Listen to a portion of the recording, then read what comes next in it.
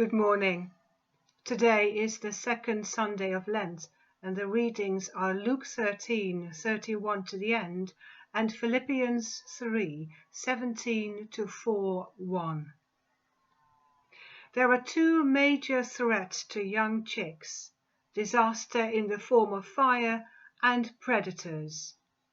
In the image Jesus is using in his lament over Jerusalem, he speaks of its citizens like chicks that are running the wrong way, ignorant of the smoke and flames that are coming in their direction, and ignoring the one who can give them safety, who, like a hen, is Jesus himself. It's a fact from farm life that a hen will gather her chicks under her wings when she senses danger, to the extent of protecting them even in a fire. Dead hens have been found after a fire with live chicks under her scorched wings. The other threat is the fox, and in Jesus' words, this is the name he so aptly gives to Herod, the pretense puppet king. Herod had no real right to the throne, but had been put there by the Romans, who had promoted him to keep order in this part of their territories. His father's reputation as a thug and a bully no doubt helped them think it might be to their advantage. A predator like Herod, then, and the coming destruction of Jerusalem that Jesus foretold, are the threats to the people at this time and that Jesus laments. He also makes the point in this that they don't realize the true nature of their situation, and that in their ignorance they have too often killed the prophets and stoned those sent to them before. In our present world, there is danger too. We are only just coming out of a pandemic that upset the nations for 2 years, only to find that an unprovoked attack on Ukraine is bringing much suffering to that country, with multiple effects also on the rest of the world. Of course, the reason for the war in Ukraine is not the result of their wrongdoing, let that be understood.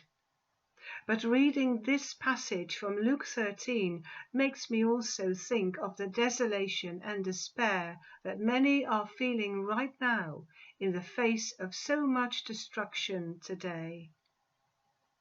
And then we also have the reading from Philippians 3, in which Paul tells people to stand firm in the face of trials, because we are called to be citizens of heaven. Philippi might have been a Roman colony, but their allegiance should be to Christ, not to Caesar. Stand firm in the Lord, then, says Paul, and do not conform to the nature of your surroundings, which may be contrary to the way of the Lord. Here I am reminded of the recent discovery of the Endurance, Ernest Shackleton's lost ship, that has been found in the Antarctic, where it had rested at the bottom of the sea for about 106 years. Shackleton managed to get his crew off the ship in time before it was going to sink, and they were all saved. Pictures of the shipwreck, taken after it was finally located and found, show that it has been preserved. It has not fallen apart or rotted away. It's lived up to its name, Endurance. Paul in his letters talks about endurance in faith and about receiving a crown after finishing the race, having kept the faith. For us, those images may be helpful too. The hen protecting her chicks against the fox and the fires of the world, and the endurance of faith that helps us follow Jesus. We need to understand that Jesus alone will save from the troubles of this world, as he says in John 16. In this world you will have trouble, but take heart, I have overcome the world. Jesus knows that his mission is to go to Jerusalem and be like a hen that protects her chicks, and be killed in order to avoid the disaster that otherwise would fall on those who had rebelled against God. He was to take the full blow and give himself on behalf of many.